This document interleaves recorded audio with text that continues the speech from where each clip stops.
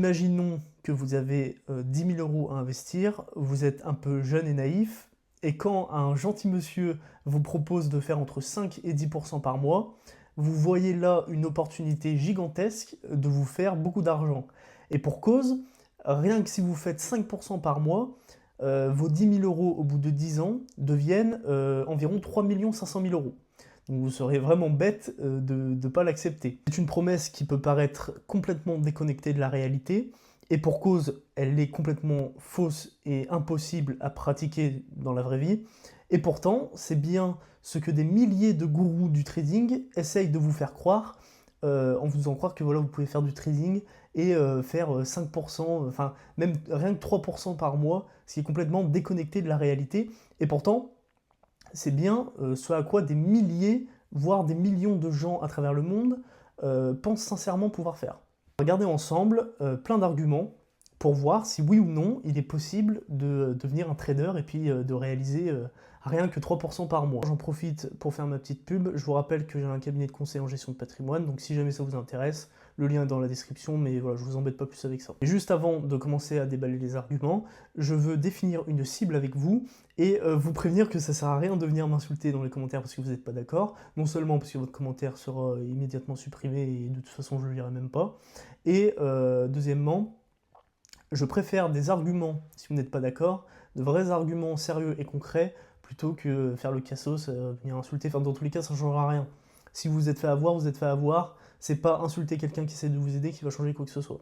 Et surtout, ça ne sert à rien d'avoir honte de s'être fait berner, voilà, c'est quelque chose qui peut arriver à tout le monde, d'autant plus que ces gens-là visent spécifiquement les jeunes qui n'ont aucune compétence en finance, parce qu'évidemment aucun professionnel ne se fera berner.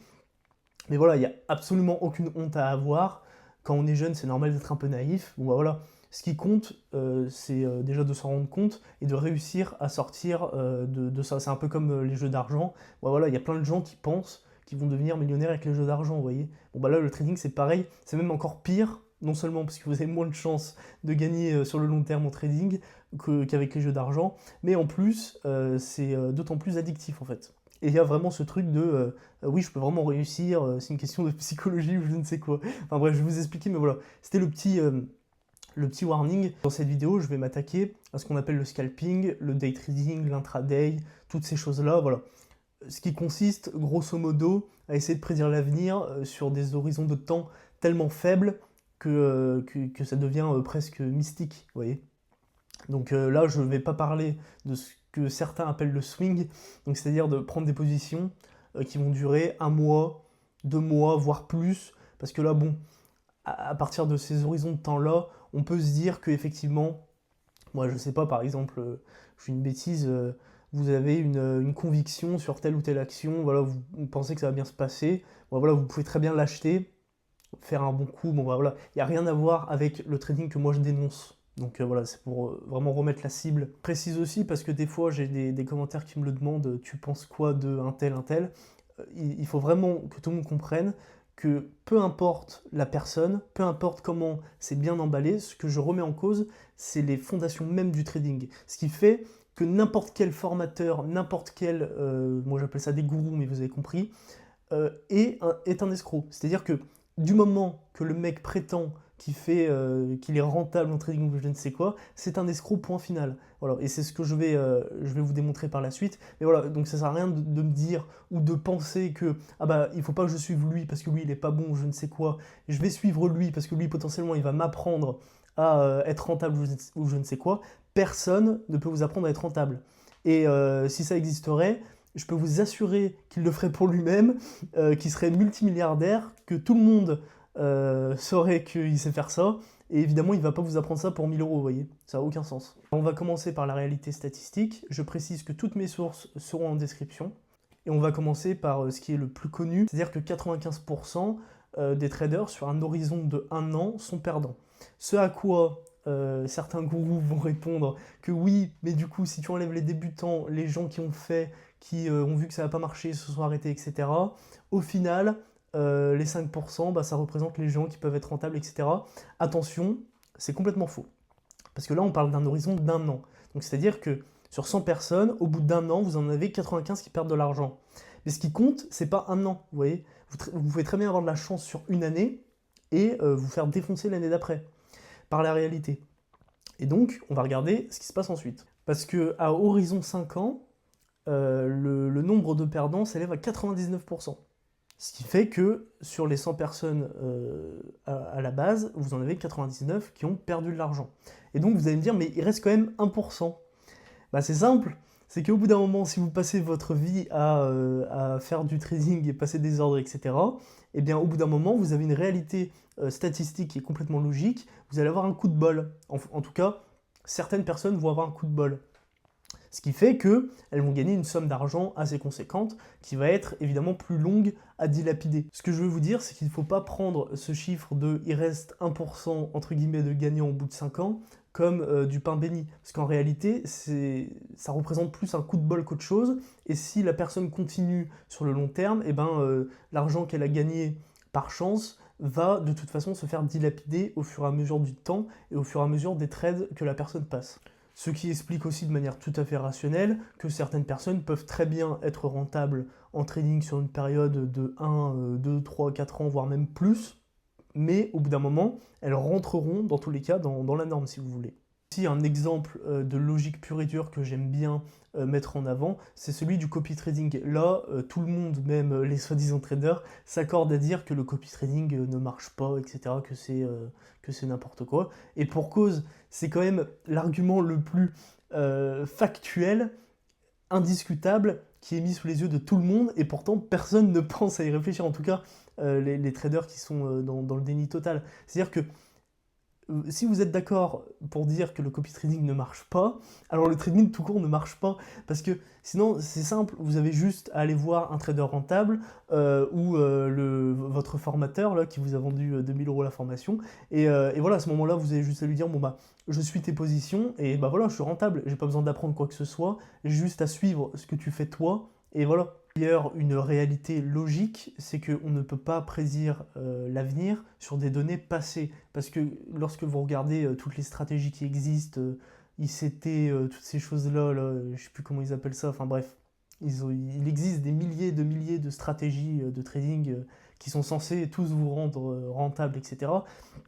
En fait, le problème, il est fondamental. C'est-à-dire que vous pouvez avoir la meilleure stratégie du monde, avec les meilleurs indicateurs du monde, la plus grande cohérence logique du monde dans votre stratégie, ça ne changera rien à la réalité. C'est-à-dire que vos indicateurs, vos stratégies, etc., elles sont toutes basées sur des données passées ou des données en temps réel. Mais dans tous les cas, vous n'avez pas de données de l'avenir, si vous voulez. Donc en fait, il est complètement idiot, de manière complètement logique, de dire que vous pouvez prédire l'avenir avec des données passées. Ce qui rend caduque évidemment toutes les stratégies de trading et n'importe quelle stratégie de spéculation qui aurait pour but de vous rendre rentable sur le long terme, etc., par une logique même. En fait, si vous voulez, il faut bien comprendre que je n'attaque pas la technique en tant que telle, parce qu'ils ont réussi à inventer plein de trucs, d'ailleurs parfois hyper compliqués et hyper bien pensés, mais en fait, il faut bien comprendre que c'est la base même, le concept même du trading que je remets en cause. Il faut bien comprendre que si ça fonctionnerait réellement, ce serait une source d'argent infinie. C'est-à-dire que théoriquement, on pourrait faire un système du genre, vous avez un trader rentable, mais simplement un trader rentable dans le monde entier, tout le monde pourrait faire copier exactement ce qu'il fait à la seconde, et puis hop, argent infini, vous voyez. Donc évidemment, ça ne marche pas. Sinon, ça ferait longtemps que ce serait mis en place, vous voyez. Mais c'est d'une logique pure, mais je pense que c'est important de la rappeler quand même. Ce à quoi certains vont me répondre, non, ça peut pas être de l'argent infini parce que vous pouvez pas passer autant d'ordres que vous voulez, en tout cas en termes de volume, mais c'est complètement faux, en tout cas partiellement faux. C'est-à-dire que par exemple, vous prenez le marché du Forex, il s'échange 7000 milliards d'euros par jour, vous voyez. Donc vous pouvez très bien, si vous serez vraiment rentable, passer des ordres de 1 milliard, 2 milliards d'euros sans aucun problème de spread ou je ne sais quoi, vous voyez. Il n'y a absolument aucun souci à ça. Ce à quoi certains vont peut-être me répondre que les stratégies de trading ne sont pas, et d'ailleurs je crois que même les traders eux-mêmes disent qu'il n'y a pas de stratégie de trading à 100% de réussite. Alors évidemment, parce que déjà ce serait complètement grotesque, mais en plus de ça, quand bien même vous avez, je ne sais pas, 51% de chance de réussite, voire même moins, mais vous avez un risque-reward, donc vous risquez 1, admettons, pour gagner 2, vous pouvez très bien être rentable aussi, même si vous avez moins de 50% de taux de réussite en théorie. Sauf que c'est complètement faux, déjà parce que toutes vos stratégies se basent sur une réalité, comme on vient de l'expliquer juste avant, qui est complètement erronée, la réalité qu'on ne peut pas prédire l'avenir avec des informations passées, et donc votre stratégie, quand vous la testez, quand vous faites un backtest, eh bien, vous le faites sur des données passées. Donc en fait, si vous voulez, vous avez non seulement un biais dans le sens où quand vous allez chercher vos conditions d'entrer sur le marché en backtest, vous vous dites, bon bah, hop, là j'ai telle condition, donc théoriquement je devrais prendre position, tac, et puis en fait, vous vous rendez compte que le marché, étant donné que vous backtestez toujours la même chose, et bien en réalité, voilà, vous savez à peu près où va le marché, et donc vous pouvez jouer avec ça. Et quand bien même vous n'avez pas ce biais, il est complètement impossible de réaliser une stratégie qui aurait 40% de taux de réussite dans l'avenir, parce que non seulement, comme on le dit souvent, les performances passées ne présagent pas des performances futures,